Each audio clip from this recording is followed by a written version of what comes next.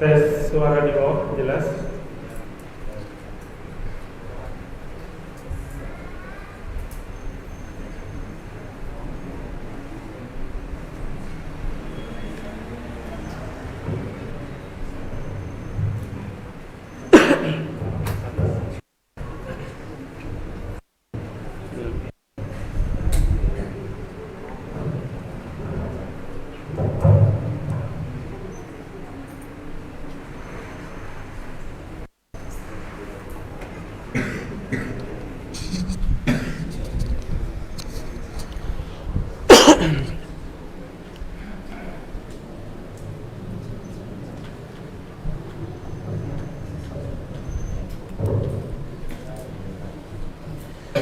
Assalamualaikum warahmatullahi wabarakatuh. Waalaikumsalam warahmatullahi wabarakatuh. Alhamdulillahilladzi hadana lihada wa ma kunna linahtadiya laula an hadanallah. Wa ashhadu an la ilaha illallah wahdahu la syarika lah wa ashhadu anna Muhammadan abduhu wa rasuluh khaliluhu wa safiyuh la nabiyya wa la rasula ba'dah. Allahumma salli alaihi wa ala alihi wa man tabi'ahum bi ihsanin ila yaumiddin. Ayuhal ikhwa azanillahu wa iyyakum. Alhamdulillah kita kembali berkumpul di majlis ilmu ini untuk melanjutkan kajian kita membahas kitab Al-Mulakhas fi Syarhi Kitab At-Tauhid. Pada pertemuan yang lalu kita telah membahas tentang Al-Wasaya Al-Ashr, 10 wasiat yang Allah Subhanahu wa taala wasiatkan di dalam Al-Qur'an, di dalam surat Al-An'am ayat 151 sampai 153, yang setiap akhir ayat Allah mengatakan la'allakum ta'qilun, la'allakum tadhakkarun, la'allakum tattaqun. Dan kita telah membahas sampai ke wasiat yang ke-6, yaitu wa wassakum alla taqrabu malal yatim. Silakan dibuka di halaman 17 ya. Pada pertemuan yang lalu kita telah membahas wasiat yang ke-6. Sekarang kita lanjutkan pada wasiat yang ke-7. Sabi'an, qala al-muallif hafidhahullahu ta'ala, atau qala asy-syarih hafidhahullahu ta'ala, sabi'an wa awful kaila wal mizana bil qist la nukallifu nafsan illa wus'aha, ay aqimul adla fil akhdi wal i'ta' hasba istita'atikum, hasba istita'atikum. Yang ketujuh, sesuai dengan firman Allah Subhanahu wa taala, wa auful kaila, sempurnakanlah al-kail wal mizan. Al-kail itu ukuran dengan volume, sedang atau disebut al-mikyal. Mizan, timbangan dengan berat. Volume kita ada apa sekarang? Timbangan atau ukuran yang menggunakan volume ada liter. Itu belajar matematika toh. Kemudian ya, untuk timbangan berat ada kilo ya, dan turunannya. Taib. Allah memerintahkan wa auful kaila wal mizana bil qist, ya, tunaikanlah timbangan dan artinya takaran dan timbangan dengan adil. La nukallifu nafsan illa wus'aha, dan kami tidaklah membebani suatu jiwa kecuali sesuai dengan kemampuannya. Maksudnya di sini ay aqimul adla fil akhdi wal i'ta'. Bersikaplah adil, tegakkanlah keadilan. Aqimu al adla, tegakkanlah keadilan fil akhdi wal i'ta, dalam kita mengambil hak kita ataupun i'ta, memberikan hak orang lain, hasba istita'atikum, sesuai dengan kemampuan kalian, kesanggupan kalian. Artinya kita sudah berusaha maksimal, maka yang di luar itu kita tidak dituntut. Ikhwan azanillah wa iyyakum, perkara takaran ataupun timbangan ini sebagian orang menganggap remeh, menganggap sepele, padahal Islam memberi perhatian yang sangat besar terhadap masalah ini. Bahkan Allah Subhanahu wa taala menurunkan satu surat khusus yang di situ isinya adalah ancaman bagi orang-orang yang tidak menunaikan takaran ataupun timbangan dengan benar, dengan adil, yaitu surat apa? Al-Mutaffifin. Kata Allah Subhanahu wa taala, wailul lil mutaffifin. Wail itu adalah bukan sekedar kecelakaan biasa. Kata Al-Imam Al-Qurtubi, ya, beliau menukilkan pendapat dari Ibnu Abbas radhiyallahu taala anhuma, wail adalah nama sebuah lembah di mana? Di neraka Jahannam, yang di dalamnya lembah itu mengalir sodidu ahlin nar, nanah dan kotoran-kotoran penduduk neraka, yang digunakan untuk menyiksa orang-orang yang di dunia mereka suka mengurangi timbangan ataupun takaran.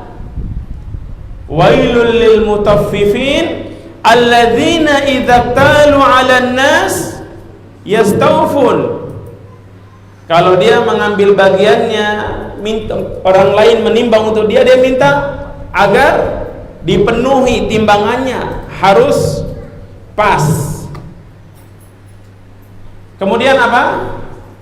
Wa idza kaluhum aw wazanuhum yukhsirun. Sebaliknya kalau mereka menimbang, membuat takaran atau menimbang untuk orang lain, mengurangi, dia kurangi. Al-mutaffif itu sesuatu yang ringan, yang sepele, yang kecil. Rata-rata orang mengurangi timbangan perkara yang dia kira sepele. Dia mungkin curang saat kala jualan beras, dia tambah mungkin, ya, di timbangannya dia logam atau apa, 2 gram, 3 gram atau 10 gram atau mungkin 1/4 kilo, taruh di situ, curang. 1/4 kilo mungkin di berapa kali? 1/4 kilo sesuatu yang banyak atau sedikit? Sedikit. Ya. Tetapi ancamannya besar. Ancamannya besar. Orang yang mengambil hak orang lain dengan kecurangan seperti ini, meskipun bagi dia kan sedikit saja, ya.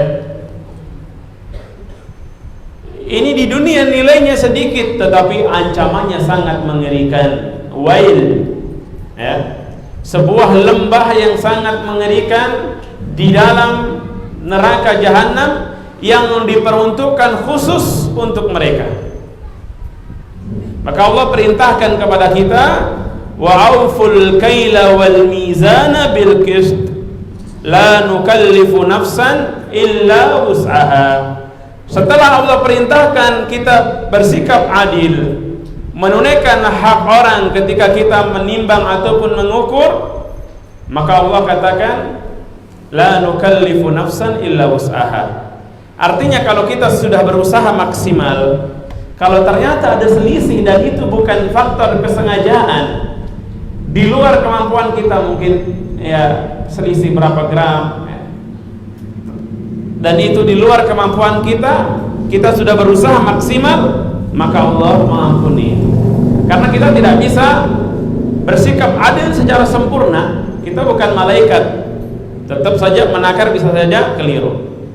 Tapi naudzubillah, antum lihat, bahkan pernah viral ya di media sosial, bagaimana penjual buah dia curang, bagaimana penjual beras dia curang, penjual sayuran segala macam.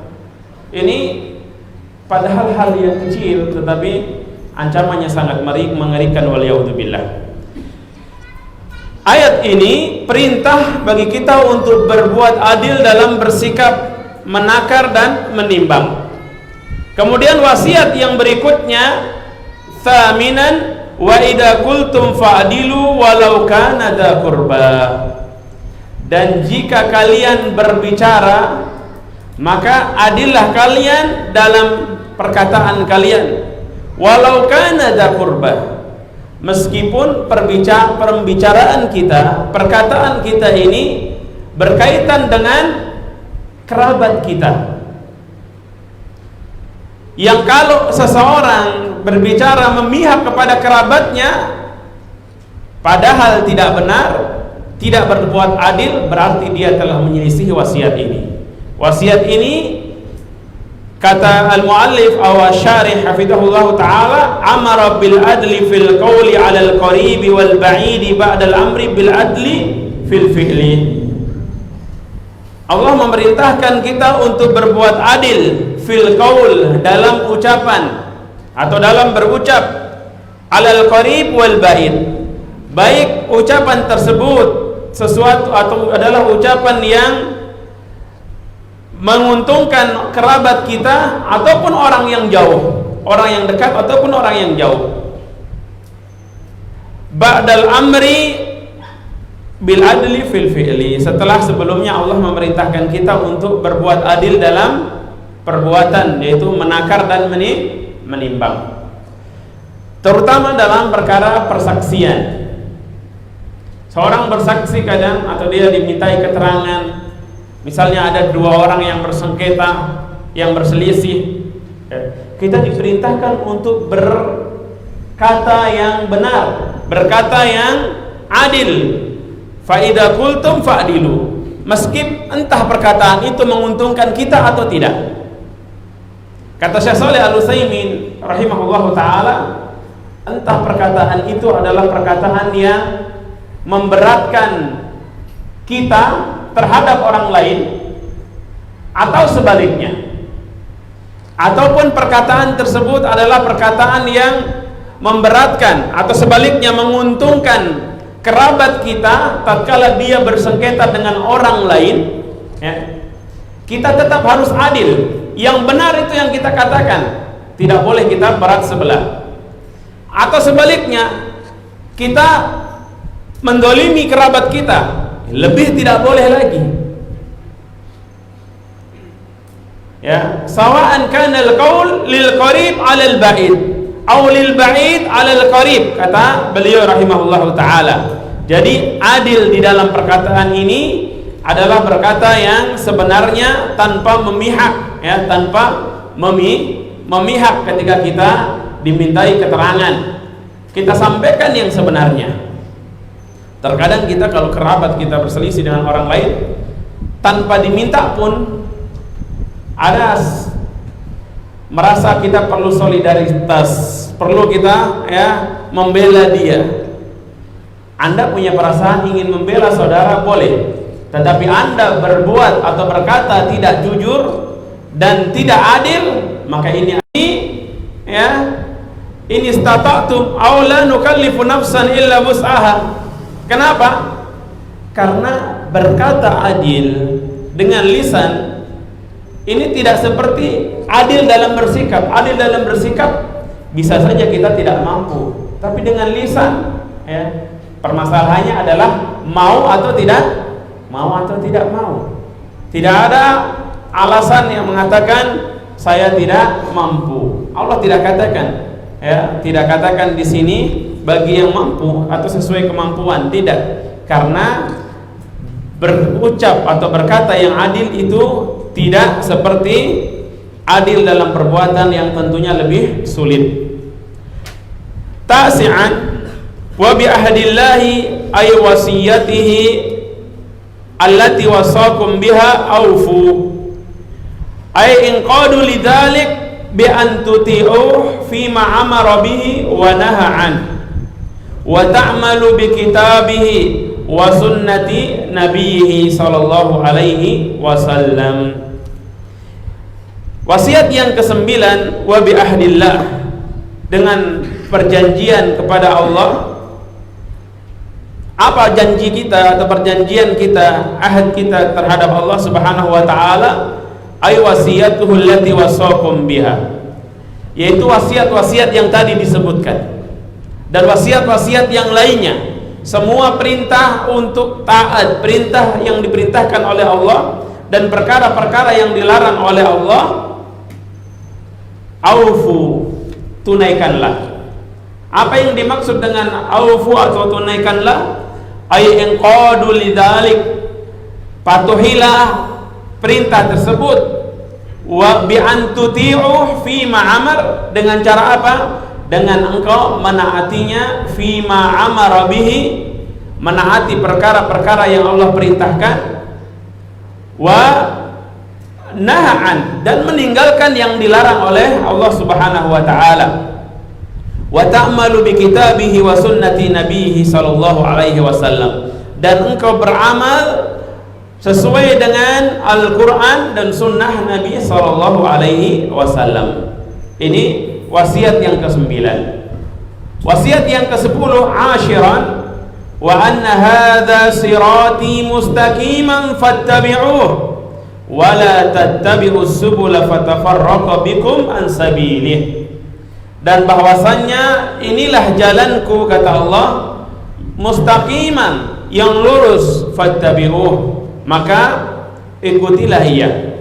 Wala tattabi'us subula fatafarraqa bikum an sabilih, dan janganlah engkau mengikuti jalan-jalan yang lain. Jalannya Allah Subhanahu wa taala, as-sirat al-mustaqim, satu.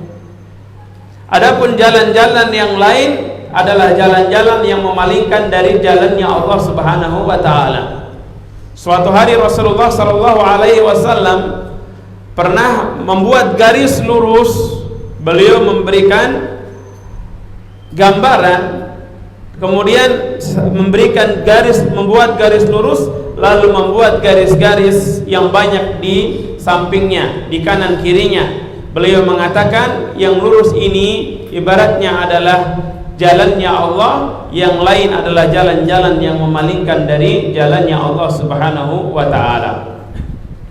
Apa yang dimaksud dengan wa anna hadza sirati mustaqiman fattabi'uh wa la tattabi'us subula fatafarraqa bikum an sabilih?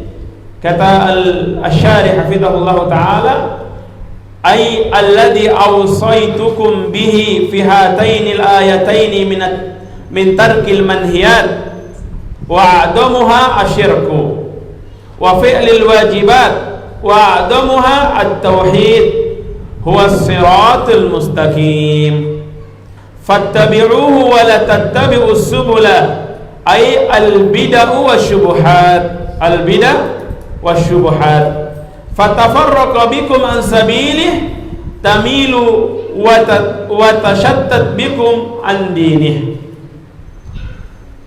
Kata Syekh Shalih Al-Fauzan hafizahullah taala, yang dimaksud dengan wasiat yang ke-10 ini ay alladhi awsaitukum bih fi hatainil ayatain, yaitu semua wasiat yang telah disebutkan, yang telah aku sebutkan, kata Allah, di dalam apa? Di dalam ayat yang kita bahas tadi, surat Al-An'am ini.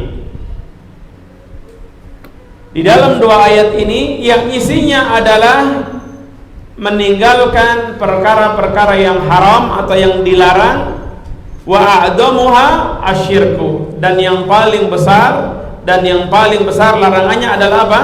Syirik. Wa fi'lil wajibat, dan melaksanakan perkara-perkara yang wajib yang diperintahkan.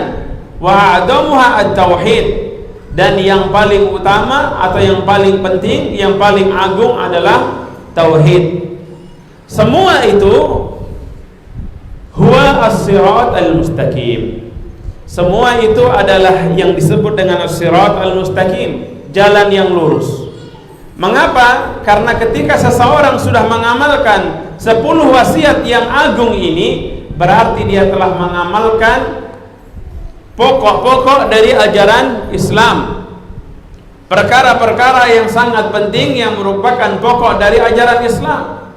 Mulai dari tauhid, meninggalkan syirik, birrul walidain, ya, dan seterusnya di dalam wasiat yang sudah kita bahas sebelumnya. Fattabi'uh wa la tattabi'us subul. Ikutilah jalan tersebut dan janganlah kalian mengikuti jalan-jalan yang lain. Apa yang dimaksud dengan jalan-jalan yang lain selain jalannya Allah? Al-bid'ah wa syubhat, kata beliau, adalah berbagai macam bentuk bid'ah dan syubhat. Segala macam bentuk kemaksiatan, bid'ah ataupun kemaksiatan yang lain, itu adalah jalan-jalan yang bisa memalingkan seseorang dari jalannya Allah Subhanahu wa taala. Terutama syubhat dalam perkara agama, ya. Terutama saat ini atau zaman sekarang, bagi ikhwan dan akhwat yang berkecimpung di media sosial. Dan sebaiknya kita membatasi diri kita, terutama dalam perkara-perkara agama. Di sana begitu banyak syubhat dalam bahkan perkara akidah, perkara manhaj ibadah, ya. Apalagi yang tidak pernah ikut kajian, ngajinya di medsos. Ini musibah, ya. Hendaknya berhati-hati. Fatafarraqu bikum an sabilih, yang akan menyebabkan kalian tamilu wa tashattat bikum an dini. Kalian akan berpaling, berpecah belah dari agama Allah Subhanahu wa taala. Ini ayat yang sudah kita bahas dalam beberapa pertemuan. Kemudian apa korelasi antara ayat ini, munasabatul ayat lil bab, dengan pembahasan kita pada bab Kitabut Tauhid? Kata beliau hafidhahullah ta'ala, anna Allah subhanahu dzakara fiha jumalan minal muharramat ibtada'aha bin nahyi 'anil syirk wan nahyu anhu yastad'il amra bit tauhid bil iqtida', fadalla dzalika 'ala anna at-tauhida awjabul wajibat wa anna syirka a'damul muharramat. Korelasi antara ayat ini dengan pembahasan kita atau ayat yang sudah kita bahas tadi, annallaha subhanahu, bahwasanya Allah Subhanahu wa taala dzakara fiha, telah menyebutkan di dalam ayat tersebut, di dalamnya jumalan, perkara-perkara minal muharramat, perkara-perkara dari yang terlarang atau perkara-perkara sebagian besar atau perkara yang dilarang oleh Allah Subhanahu wa taala, yang diharamkan. Beliau atau Allah Subhanahu wa taala memulainya ibtada'aha bin nahyi 'anil syirk. Dengan apa? Alla tusyriku bihi syai'a. Janganlah kalian melakukan kesyirikan kepada Allah. Yang pertama adalah larangan dari kesyirikan. Wan nahyu anhu yastad'il amra bit tauhid bil iqtida'. Sedangkan larangan seseorang dari kesyirikan, berarti ini konsekuensinya kita diperintahkan untuk bertauhid secara otomatis. Kalau kita dilarang dari syirik, dan kita tidak akan dianggap meninggalkan kesyirikan kalau kita tidak bertauhid. Kalau dilarang untuk melakukan kesyirikan, otomatis kita diperintahkan untuk bertauhid. Fadalla dzalika 'ala anna at-tauhid awjabul wajibat. Maka yang demikian itu menunjukkan bahwasanya tauhid itu adalah perkara wajib yang paling utama. Wa anna syirka a'damul muharramat, dan bahwasanya kesyirikan merupakan perbuatan haram yang paling besar, perbuatan yang paling besar dosanya dari perkara-perkara yang diharamkan oleh Allah Subhanahu wa taala. Kita uraikan secara ringkas dan cepat karena poin-poinnya sudah kita bahas di pertemuan-pertemuan sebelumnya. Baik. Ma yustafadu minal ayat. Apa-apa saja yang dapat kita petik dari ayat-ayat ini. Ini ringkasannya. Penjelasannya sudah sebelumnya. Al-awwal anna syirka a'damul muharramat wa anna tauhida aujabul wajibat. Bahwasanya syirik itu adalah perkara yang paling diharamkan, perkara haram yang paling besar. Wa anna tauhid aujabul wajibat, dan bahwasanya tauhid merupakan perkara yang paling penting dari perkara-perkara yang wajib. Ini jelas ya dalam ayat yang telah kita bahas sebelumnya. Kemudian atsani aidamu haqqil walidain. Pelajaran yang kedua adalah bahwasanya Allah menjelaskan di dalam ayat tersebut agungnya hak kedua orang tua kita, atau besarnya hak kedua orang tua terhadap anaknya. Wabil walidaini ihsana. Allah gandingkan perintah untuk tauhid, larangan untuk berbuat syirik, dengan perintah untuk berbakti kepada kedua orang tua. Ats-tsalis, poin yang ketiga, tahrimu qatli nafsi bighairi haqq. La siyama idza kana al-maqtul min dzawil qurba. Tahrimu qatli nafsi bighairi haqq, haramnya membunuh jiwa yang tidak, haramnya membunuh jiwa tanpa hak. Adakah jiwa yang boleh dibunuh ya dengan hak? Pernah kita bahas? Pernah belum? Apa di antaranya? Siapa yang boleh dibunuh? Hah? Siapa? Begal, ahsan. Al-murtad, tariku dinihi, mufariqun lil jamaah. At-thayyibu zani, orang yang sudah menikah berzina. Ya, an-nafsu bin nafs, orang yang sengaja membunuh seorang muslim hukumannya juga dibunuh. Tapi semua tadi yang boleh membunuh siapa? Pemerintah, ya, bukan antum, ya. Baik. Tahrim qatli nafsi bighairi haq, la siyama idza kana al-maqtul min dawil qurba. La siyama, terutama idza kana al-maqtul, jika yang dibunuh adalah min dawil qurba, dari kerabat. Membunuh orang lain tanpa hak itu berdosa, dosa besar. Apalagi kalau yang dibunuh itu masih kerabat, apalagi rahim, ya. Tentu dosanya lebih besar, waliyadzubillah. Ar-rabi' tahrimu akli malil yatim wa masyru'iyatul amali ala islahih. Pelajaran yang keempat adalah diharamkannya memakan harta anak yatim. Tentu memakan tanpa hak. Ya. Kita sudah bahas kalau seorang yang mengelola harta anak yatim dan dia memang membutuhkan, dia boleh mengambil secara ma'ruf, yang sewajarnya, sepantasnya, sesuai dengan apa yang dia lakukan. Bukan dia memonopoli dan mengambil tanpa hak. Wa masyru'iyatul amal ala islahihi, dan disyariatkannya beramal atau mengelola harta anak yatim tadi untuk yang terbaik, ya, untuk yang terbaik. Khamisan, wujubul adli fil aqwali wal af'al 'ala al-qarib wal ba'id. Wajibnya berbuat adil, atau wajibnya adil, wajib untuk adil dalam perkataan, fil aqwal wal af'al, dan juga perbuatan, baik terhadap kerabat kita ataupun terhadap orang lain yang bukan kerabat, orang jauh.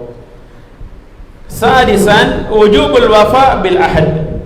Wajibnya menepati janji. Wajib kita menepati janji. Kalau kita sudah berjanji, kita, ya, harus berusaha untuk menepatinya, ya. Jangan sampai kita menjadi atau memiliki sifat yang merupakan ciri orang munafik. Apa di antara ciri orang munafik? Di antaranya ayatul munafik salat. Idza hadatsa kadzaba, kalau bicara dusta. Banyak orang yang bermudah-mudahan dalam berdusta.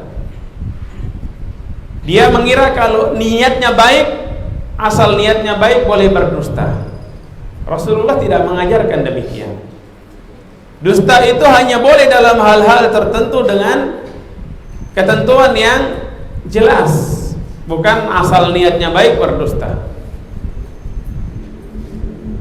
Kemudian wa idza tumina khana, kalau diberi amanah berkhianat. Wa idza wa'ada akhlaf, kalau dia berjanji, dia membuat mau'id, dia ingkar, ya, dia mengingkarinya. Sabi'an wujubu ittiba'i dinil Islam wa tarki ma'adah, wajibnya mengikuti agama Islam dan meninggalkan ma'adah selainnya. Ini kita ambil dari apa? Firman Allah, wa anna hada sirati mustaqiman fattabi'u. Ini di agama Islam, jalannya Allah, agama Islam. Ikuti, wala tattabi'us subul, dan janganlah kalian mengikuti jalan-jalan yang lain.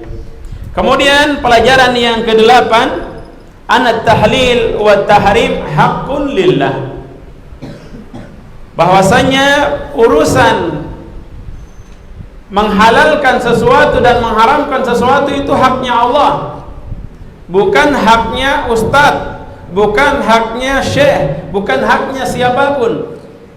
Yang halal adalah sesuatu yang dihalalkan oleh Allah, yang haram adalah sesuatu yang diharamkan oleh Allah Subhanahu wa ta'ala. Baik, kita lanjutkan halaman berikutnya. Qala al-muallif rahimahullahu ta'ala, qala Ibnu Mas'ud radhiyallahu ta'ala anhu, man arada an yanzura ila wasiyati Muhammadin sallallahu alaihi wasallam allati 'alaiha khatamu falyaqra qawlahu ta'ala, qul ta'alu atlu ma harrama rabbukum 'alaikum, ila qawlihi ta'ala wa anna hadha sirati mustaqiman fattabi'uhu, al-ayah. Ini athar dari Ibnu Mas'ud, bahwasanya Ibnu Mas'ud radhiyallahu ta'ala anhu, beliau berkata, man arada an yanzura ila wasiyati Muhammadin sallallahu alaihi wasallam allati 'alaiha khatamu, siapa saja yang ingin melihat wasiatnya Nabi Muhammad sallallahu alaihi wasallam allati 'alaiha khatamu, yang distempel dengan stempelnya Rasulullah, falyaqra qaulahu ta'ala, hendaklah dia membaca firman Allah, qul ta'alu atlu ma harrama rabbukum 'alaikum, ayat yang sudah kita bahas tadi. Ibnu Mas'ud menjelaskan bahwasanya ayat ini adalah wasiatnya Rasulullah. Seakan-akan ini adalah wasiat yang distempel langsung oleh Rasulullah sallallahu alaihi wasallam. Bil munasabah ayuhal ikhwah, Rasulullah tidak pernah membuat wasiat khusus yang beliau stempel sebelum meninggal beliau, baik itu wasiat tentang kekhalifahan, siapa yang akan menggantikan beliau, apakah Abu Bakar atau Ali, tidak pernah. Ali bin Abi Thalib radhiyallahu taala anhu pernah ditanya, ya, oleh seorang sahabat, hal wassa lakum aw alaikum Rasul sallallahu alaihi wasallam? Qala la, beliau menjawab tidak. Ya. Jadi klaimnya orang-orang yang mengatakan bahwasanya Rasulullah memberikan wasiat kepada Ali sebelum meninggalnya Rasulullah, maka ini adalah kedustaan. Akan tetapi kita melihat bahwasanya kaum muslimin semuanya sepakat, sahabat yang paling mulia setelah Rasulullah adalah Abu Bakar As-Siddiq radhiyallahu taala anhu. Bahkan Rasulullah memberi isyarat saat beliau masih hidup, Rasulullah memerintahkan Abu Bakar As-Siddiq radhiyallahu taala anhu menjadi imam dalam salat untuk memimpin kaum muslimin saat beliau sedang sakit. Dan saat itu yang menjadi imam dalam sholat adalah pemimpin, ya. Rasulullah masih hidup, beliau ya memberi amanah Abu Bakar As-Siddiq atau memilih Abu Bakar As-Siddiq untuk menjadi imam. Saat sahabat-sahabat atau Aisyah dan yang lainnya mengatakan bahwasanya Abu Bakar itu orangnya gampang menangis, orangnya hatinya begitu lembut, kalau membaca ayat Al-Quran dia menangis, ya. Kenapa tidak suruh yang lain? Rasulullah marah. Rasulullah perintahkan Abu Bakar. Rasulullah perintahkan Abu Bakar As-Siddiq radhiyallahu taala anhu. Baik. Qala syarih hafizahullah taala, Syekh Shalih Al-Fauzan hafizahullah mengatakan, beliau menjelaskan tentang tarjamah Ibnu Mas'ud, ya, siapa itu Ibnu Mas'ud? Huwa Abdullah Ibnu Mas'ud Ibnu Ghafil Ibnu Habib Al-Hudali, sahabiyun jalil minas sabiqin al-awwalin min kibari ulama'is sahabah, lazama an-nabi sallallahu alaihi wasallam wa tufiya sanata sintaini wa thalathina hijriyatan. Ibnu Mas'ud dia adalah Abdullah Ibnu Mas'ud bin Ghafil bin Habib Al-Hudali, seorang sahabat yang agung yang mulia, termasuk as-sabiqin al-awwalin. As-sabiqun al-awwalun itu adalah orang-orang yang masuk Islam di awal-awal Islam, ya. Abu Bakar As-Siddiq radhiyallahu taala anhu, Khadijah binti Khuwailid radhiyallahu taala anha, Ali bin Abi Thalib, dan di antaranya Abdullah bin Mas'ud radhiyallahu taala anhu. Beliau ketika hidup, ketika hidup termasuk kibari ulama sahabah, termasuk ulama senior di kalangan sahabat. Sahabat itu tidak semuanya ulama, ya. Sahabat tidak semua ulama, ya. Sahabat itu adalah status mulia yang Allah berikan kepada orang-orang yang Allah kehendaki. Orang yang hidup di zaman Rasulullah, bertemu, melihat Rasulullah dan dia beriman kepada Rasulullah, itu sahabat. Itu sahabat. Dan di antara mereka ada ulama, ya, dan ada yang keilmuannya di bawahnya, ya, tidak sama. Di antara ulama yang senior di kalangan sahabat adalah Abdullah bin Mas'ud radhiyallahu taala anhu. Beliau lazaman Nabi sallallahu alaihi wasallam, senantiasa bersama Rasul sallallahu alaihi wasallam, ya, membantu dan mengabdi kepada Allah Subhanahu wa taala, membela Rasul sallallahu alaihi wasallam.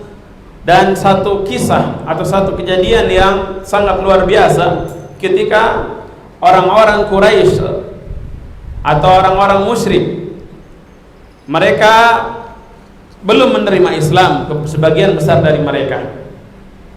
Sahabat diantaranya ada yang punya ide, kayaknya orang-orang Quraisy ini ada sebagian besar dari mereka belum pernah dengar Al-Quran. Coba siapa yang berani baca Al-Quran di depan orang-orang Quraisy? Siapa tahu mereka dapat hidayah. Abdullah bin Mas'ud, beliau ini orangnya bukan gagah kekar, enggak, orangnya kurus, orangnya kecil, ya, atau ya kurus lah. Bahkan beliau dalam riwayat disebutkan min kaki beliau, ya. Beliau secara fisik bukan fisik yang hebat, tetapi Masya Allah keimanan beliau mengalahkan semuanya, mengalahkan semua, ya, atau mengalahkan orang-orang yang bahkan fisiknya mungkin lebih hebat. Beliau bilang, saya, sahabat-sahabat, jangan kamu, maksud saya mungkin dari maksudnya sahabat yang lain. Yang diminta itu sahabat dari kalangan orang yang terpandang, yang punya kabilah yang kuat. Kabilahnya Ibnu Mas'ud ini bukan kabilah yang kuat di Quraisy, ya, orangnya juga nggak kuat. Beda dengan, ya, Umar bin Khattab, ini beliau gagah, beliau ditakuti memang, beliau disegani, beliau orang yang hebat, dan kabilahnya juga kabilah yang hebat. Abdullah bin Mas'ud tidak, tetapi beliau pokoknya saya baca dia Al-Quran, dekat Ka'bah. Dulu di sana pembesar Quraisy, mereka kalau kongko-kongko di depan Ka'bah di Masjidil Haram. Mereka Abu Jahal, Abu Lahab, dan yang lainnya, mereka nongkrongnya di sana. Mereka nongkrongnya di sana. Dengar ini orang ini ngapain ini? Dibaca Al-Quran, dibaca yang dibawa oleh Nabi Muhammad. Akhirnya dipukulilah dia, dipukul oleh Ibnu Mas'ud sampai babak belur. Terus setelah ditolong sahabat-sahabat yang lain, dia bilang, tuh tadi kami sudah bilang jangan kamu. Nggak apa-apa dia bilang. Kalau kalian mau saya baca lagi nggak apa-apa. Itu Abdullah bin Mas'ud radhiyallahu taala anhu. Ikhwan, ini pelajaran yang sangat penting. Sahabat-sahabat dulu ingin membaca Al-Quran sampai harus dipukuli, dihalang-halangi. Kita sekarang membaca Al-Quran dan Al-Quran ada di kita menghafal Al-Quran, tapi seringnya kita lupa untuk membaca Al-Quran. Maka ini bahan introspeksi bagi diri kita. Kata sahabat Utsman bin Affan radhiyallahu taala anhu, makna yang artinya kurang lebih, jika hati kita ini bersih, la ma syabi'tum bi kalami rabbikum, maka dia tidak akan pernah merasa puas, merasa kenyang dengan Al-Quran. Dia akan terus pingin nambah. Tapi mungkin karena maksiat, karena begitu banyaknya kekurangan kita, maka seringnya kita lalai dari Al-Quran. Taib. Wasiatun, apa yang dimaksud dengan wasiat? Wasiat adalah hiyal amrul muakkad al-muqarrar. Dia adalah perkara yang sangat ditekankan, yang sudah ditetapkan. Tidak dikatakan sesuatu itu wasiat kecuali perkara yang penting. Ya akhi, saya wasiatkan engkau untuk menjaga pena saya ini. Wasiat bukan? Pantas untuk jadi wasiat tidak? Kecuali wasiat pena antum harganya 1 miliar boleh. Pena antum enggak. Wasiat jaga pena apa ya? Saya wasiatkan engkau untuk talibul ilm, untuk belajar dengan sungguh-sungguh. Ini benar. Kalau saya wasiatkan untuk menjaga pena ini, ngapain ini antum wasiat? Ini bukan wasiat. Tidaklah sesuatu dikatakan sebagai wasiat kecuali sesuatu itu adalah perkara yang penting. Kalau nggak penting nggak pantas dibilang wasiat. Khatamuh, al-khatam bi fathi ta wa kasriha, halakatun datu fasin min ghairiha wa khatamtu 'alal kitab bi makna tabatu. Khatamnya Rasulullah, khatam itu cincin. Al-khatam huruf kha-nya maftuhah, bisa juga maksurah, artinya harakatnya fathah ataupun kasrah, adalah halaqah. Apa lingkaran ini? Cincin pasti lingkaran kan? Tidak ada cincin yang bentuknya persegi kan?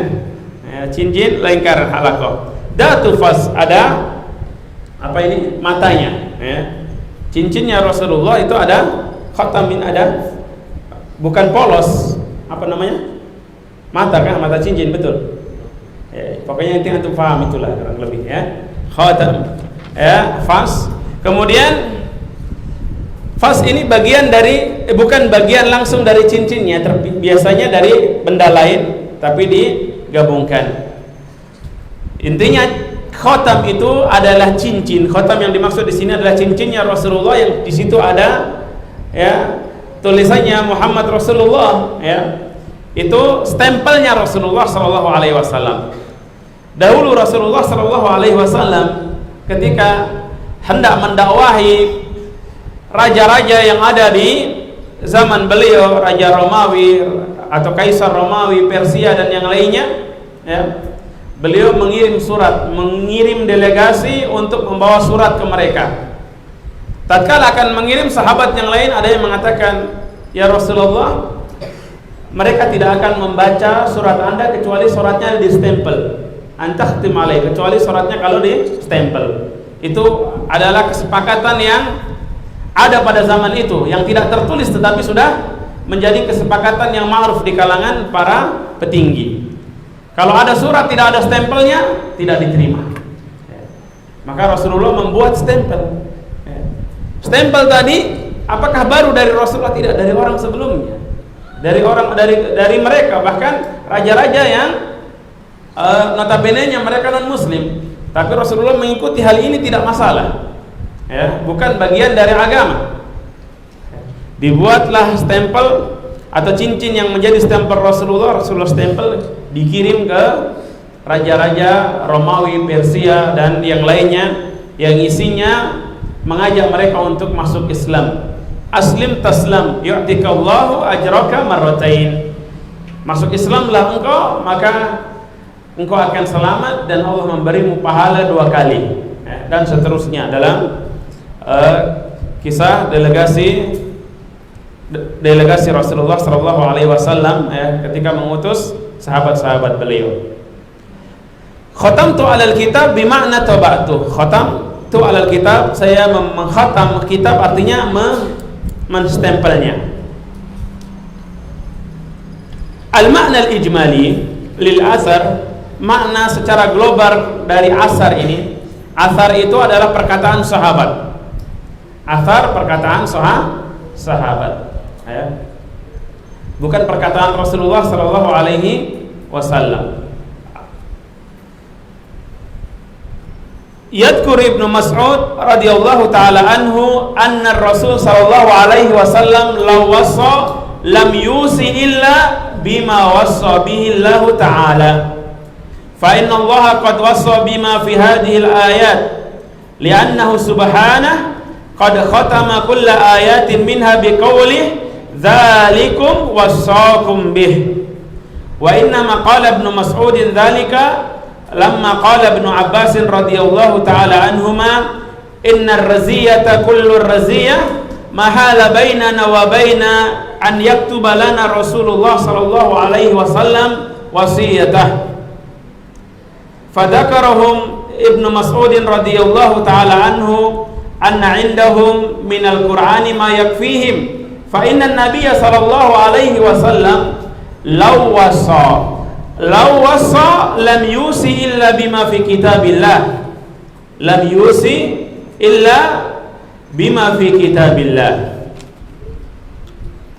Makna globalnya yadhkuru Ibnu Mas'ud radhiyallahu taala anhu. Ibnu Mas'ud radhiyallahu taala anhu menyebutkan anna Rasul, bahwasanya Rasul sallallahu alaihi wasallam law wasa, seandainya beliau membuat wasiat khusus yang ditulis kemudian distempel dengan stempelnya beliau tadi, lam yusi illa bima wassa bihi Allah taala. Beliau lam yusi, tidak akan berwasiat illa kecuali bima wassa bihi Allah taala, kecuali yang telah diwasiatkan oleh Allah. Fa inna Allah, sesungguhnya Allah qad wassa bima fi hadhihi al-ayah, telah membuat wasiat atau telah berwasiat dengan perkara-perkara yang ada di dalam ayat-ayat ini. Ayat yang kita baca tadi, qul ta'alau atlu ma harrama rabbukum alaikum, itu wasiatnya Allah sampai akhir ayat. Li'annahu subhanah, karena Allah subhanahu wa ta'ala, Allah yang maha suci, qad khatama kulla ayatin minha biqaulih, Allah mengakhiri atau menutup setiap ayat dari ayat-ayat tadi dengan firman-Nya, dzalikum wassaakum bih, yang demikian itulah Allah telah berwasiat kepada kalian. Wa inna ma qala Ibnu Mas'udin dzalika lamma qala Ibnu Abbas radhiyallahu taala anhuma. Ini dijelaskan kenapa Ibnu Mas'ud sampai berkata demikian. Beliau mengatakan ini karena Ibnu Abbas radhiyallahu taala anhuma pernah berkata, innar raziyata kullu ar-raziyah,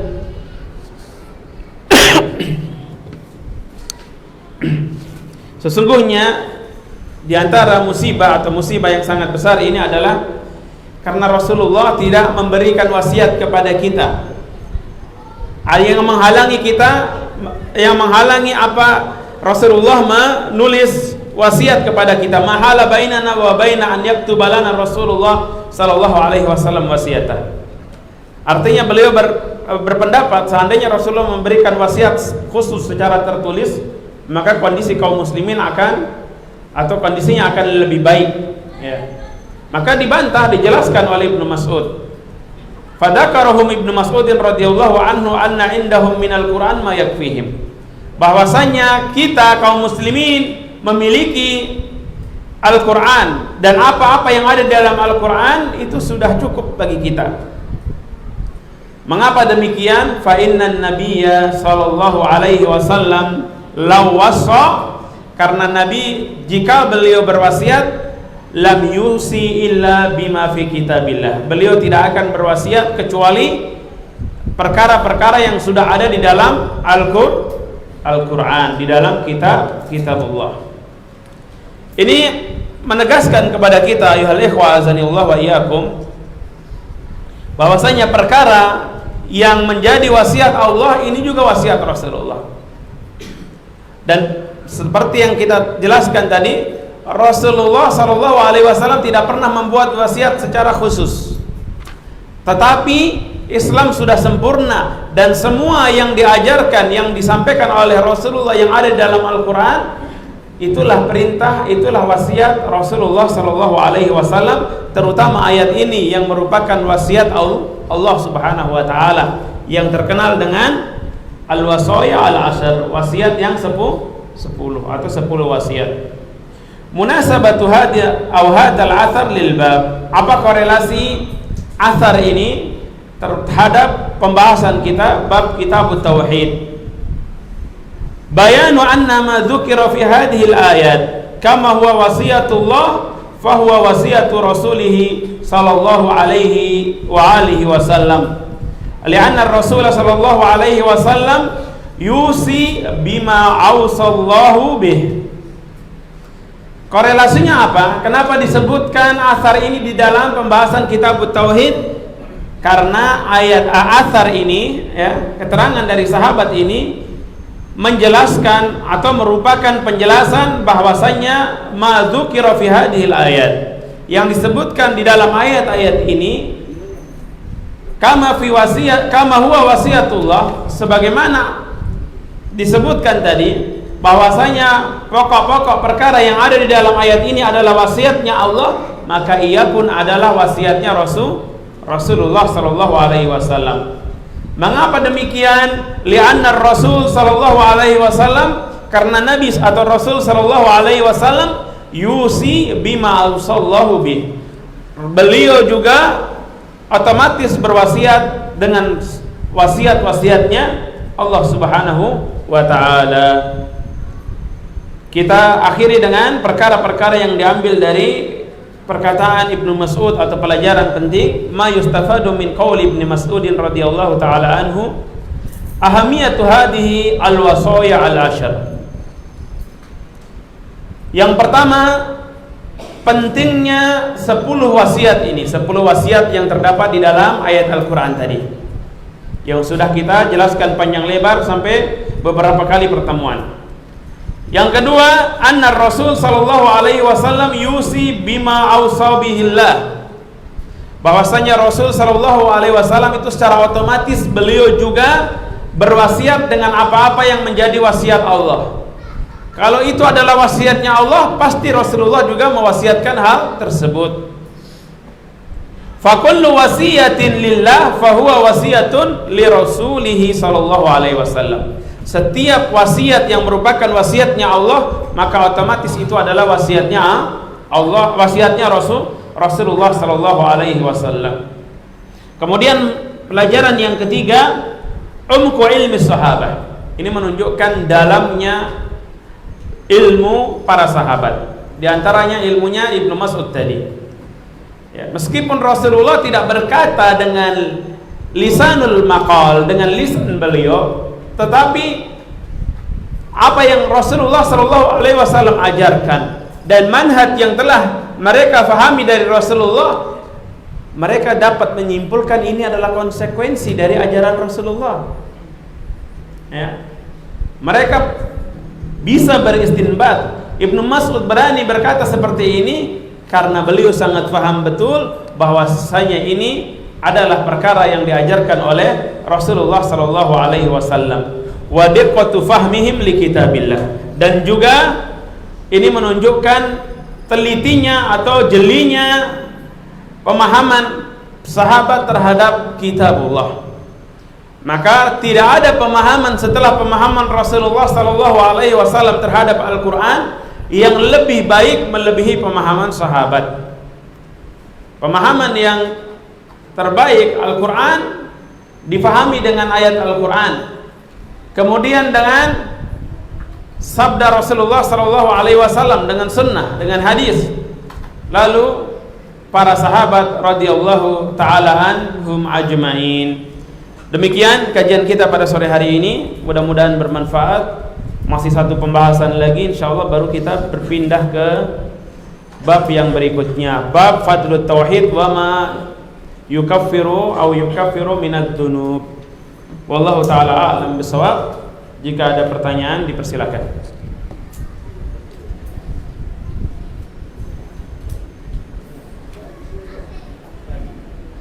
Ada? Silakan.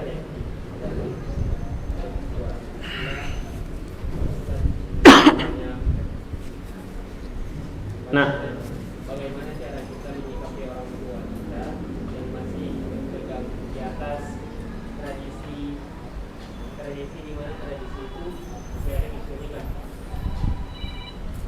It's 17. berpegang terhadap tradisi yang mana tradisi tersebut masih ada kesyirikan. Bagaimana sikap kita terhadap orang tua kita yang kita sayangi, yang kita cintai, namun orang tua tersebut ya sangat kuat memegang tradisi, dan ternyata di dalam tradisi ada kesyirikan, ada unsur syirik. Tradisi, ikhwan azinullah wa iyyakum, adalah perkara yang sangat kental melekat pada seseorang biasanya. Antum lihat bagaimana para nabi, bahkan Rasulullah ya, ketika mendakwahi paman beliau di saat-saat akhir hidup beliau, ya am qul la ilaha illallah kalimatan uhaju biha laka indallahi yaumal qiyamah. Wahai pamanku, ucapkanlah la ilaha illallah, yang dengan itu aku akan membelamu nanti di hari kiamat, atau bersaksi ya kepadamu. Tetapi Abu Lahal dan yang lainnya yang melihat beliau mengatakan apa? Mereka mengatakan, at-targhabu an millati Abdul Muttalib? Apa kamu membenci agamanya nenek moyangmu, agamanya orang tuamu? Artinya memang tradisi yang diwariskan oleh nenek moyang ini adalah perkara yang biasanya dijaga oleh generasi setelahnya. Dalam Islam, tradisi itu tidaklah terlarang secara mutlak, ataupun sebaliknya dibolehkan secara mutlak. Yang menjadi patokan adalah syariat kita. Apakah dia sejalan atau tidak? Kalau sejalan maka dijaga ya, tradisi orang tua kita, nenek moyang kita, membantu yang lemah, membantu yang miskin, menyayangi yang lebih muda, ya, menyayangi yang lebih kecil, atau menghormati yang lebih tua.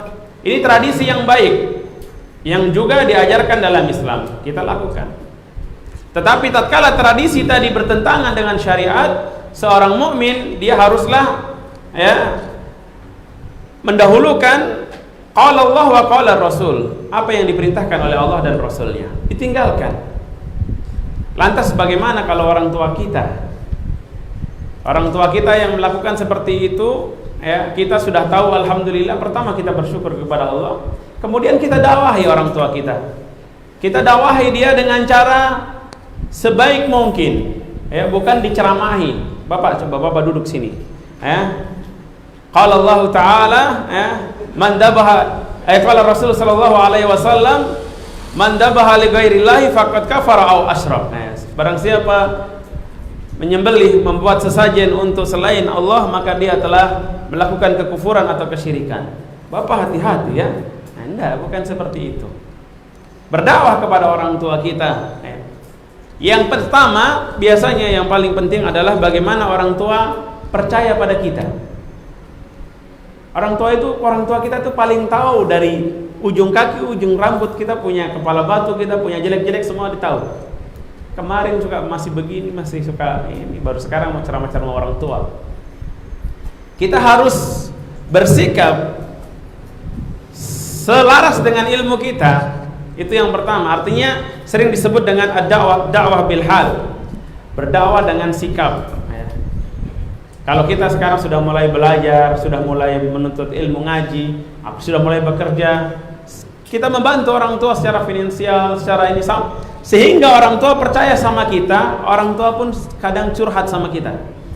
Dari situ kita masukkan perkara-perkara yang tadi. Saya pribadi dulu di masyarakat sebagian, termasuk di masyarakat saya dulu, masih ada kebiasaan mereka buat sesajen yang mereka sebut dengan pancen. Pancen itu sesajen, tapi tidak dibilang ini. Biasa kalau musim-musim tertentu, bahkan saat hari raya menjelang Idul Ramadan, Idul Fitri, itu dibuat tempat khusus di rumah. Di situ ada sesaji. Untuk siapa? Untuk keluarga yang sudah meninggal katanya. Nanti dong datang butuh cari makanan. Itu ada. Tidak lantas ketika saya belajar langsung saya angkat, saya buang semuanya itu. Berabe nanti jadinya. Pelan-pelan setelah yang awalnya mereka tahu lah, seperti saya katakan tadi, mereka yang paling tahu dengan kita, tentang kita, siapa kita. Maka kita harus yakinkan dulu bahwasanya perkataan kita ini benar menurut mereka, bisa diterima dengan sikap tadi. Setelah saatnya, maka mulailah saya sampaikan ke orang tua, keluarga. Alhamdulillah semua tidak ada sekarang. Sudah lama, tapi dulunya ada. Karena apa? Karena tradisi memang. Tradisi. Ketika dan tradisi dan mereka tidak tahu, mereka anggap itu benar. Sebagian orang, sebagian masyarakat mereka mengajak atau mengajarkan kepada anaknya kalau lagi kesusahan, lagi mau ini, kalau mau ujian, nak, kau pergi dulu ke kuburan sana, ziarah ke makamnya kakakmu atau mbahmu sana, terus minta supaya nanti ujiannya dilancarkan. Ada seperti itu. Seperti itu. Mereka lakukan itu karena mereka mengadopsi dari nenek moyang, dari tradisi. Maka kita harus bijak menyikapinya. Lihat waktu yang tepat dengan cara yang baik, dan jangan lupa senantiasa berdoa memohon kepada Allah Subhanahu wa taala. Mereka semuanya melakukan itu karena mereka anggap itu baik. Kita tunjukkan yang lebih baik. Maka mudah-mudahan dengan demikian dia mau meninggalkan. Wallahu taala a'lam bissawab. Baik. Silakan jika masih ada. Fadal. Ini dari Facebook. Yang dari sini tidak ada yang bertanya. Akhwat ada yang bertanya dulu tidak? Sabar ya. Setelah ada yang bertanya nanti. Baik. Silakan kalau tidak ada satu. Dari Abu Zulkarnain. Nah. Ini mewakili banyak ikhwan kayaknya. Baik, barakallahu fiik. Kalau mewakili banyak ikhwan mungkin tentang pernikahan ya. Bukan. Jika seorang muslim memberikan salam kepada muslim yang lain, maka mereka wajib menjawabnya. Yang perlu anda tanyakan adalah bagaimana kalau yang memberikan salam kepada kita adalah akhwat yang belum nikah? Iya. Apakah kita harus menjawab salam tersebut di depan akhwat tersebut? Baik, Atau dia harus menunggu sampai akhwat tersebut jauh kemudian dia menjawab salam itu? Karena di sisi lain kita takut terjerumus ke dalam fitnah. Baik, barakallahu. Mohon nasihatnya, Ustaz. Memang pertanyaan tentang salam, larinya ke nikah juga kan? Baik, barakallahu fiik. Bagaimana kalau ada akhwat atau juga sebaliknya, ikhwan, karena kebanyakan mungkin ikhwan yang lebih baik.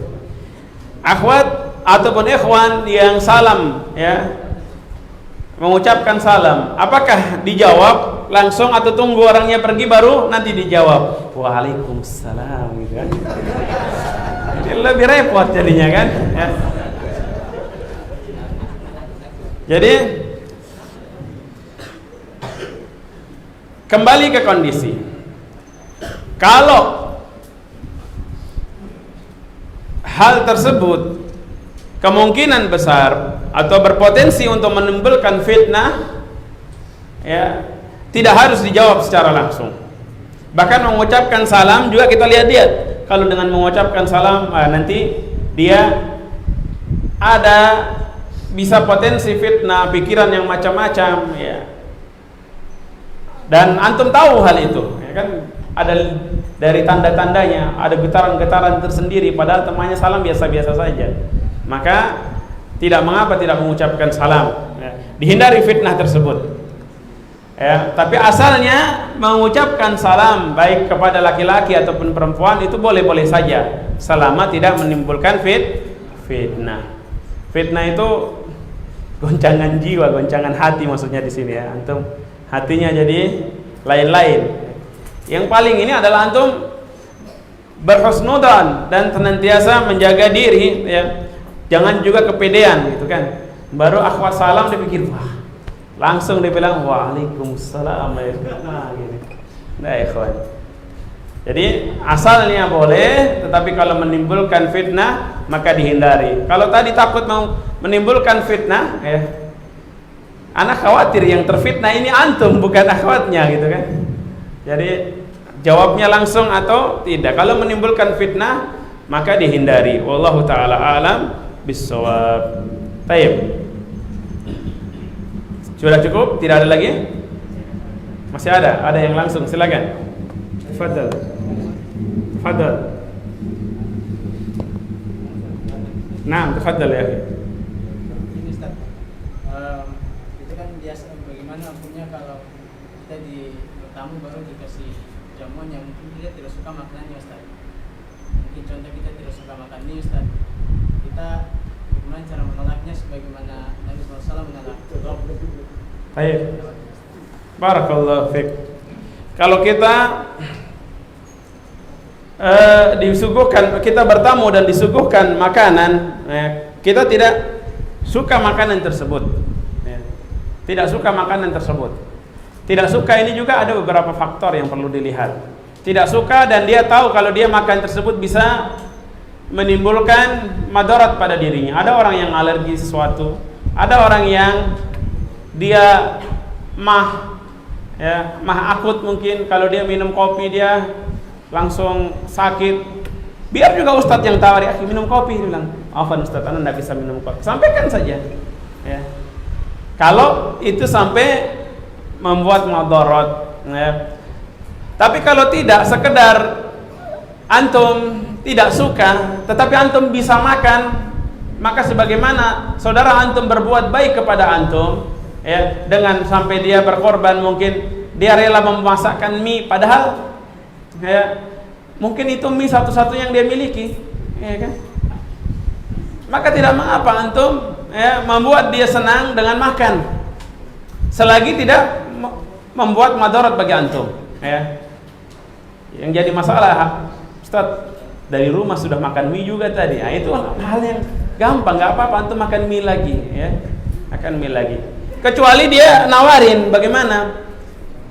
Anda siapkan ini ya, antum belum disiapkan, itu bilang, "Afan akhi, ana masih kenyang. Ya, ana masih terima kasih, enggak usah." Sampaikan aja tidak usah. Tidak usah. Kalau sudah disiapkan, nah ini yang repot. Kecuali memang yang dia sudah siapkan dan antum tahu itu berbahaya bagi diri antum. Antum sampaikan jujur, "Terima kasih, ana ingin sekali makan, tetapi ana kalau makan ini biasanya ana langsung badan gatal-gatal atau apa, ya. Ana air putih saja dah, nggak apa-apa," gitu. Air putih saja, nggak masalah, antum ceritakan. Memang dalam hadis disebutkan Rasulullah kalau makan, ya, kalau makanan, ya, beliau kalau suka makan, kalau tidak beliau tidak makan. Artinya beliau tidak mencela, ini secara umum. Tapi ketika diberi makanan seperti yang antum ceritakan tentang kisah Dob tadi, ya, beliau diberi makanan, beliau tidak mau. Beliau ditanya kenapa? Ya, innahu laisa min ardi qaumi. Itu bukan makanan yang biasa dimakan oleh kaumku. Ana nggak biasa makan, nggak apa-apa. Ya. Antum lihat kondisinya.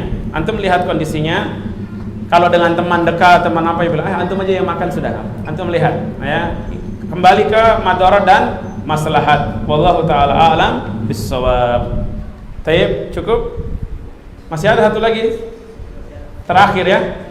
Nah, kalau enggak nanti dikomplain umahat nih, kemarin sudah mau puas. Baik. Dari saya sendiri, Ustaz.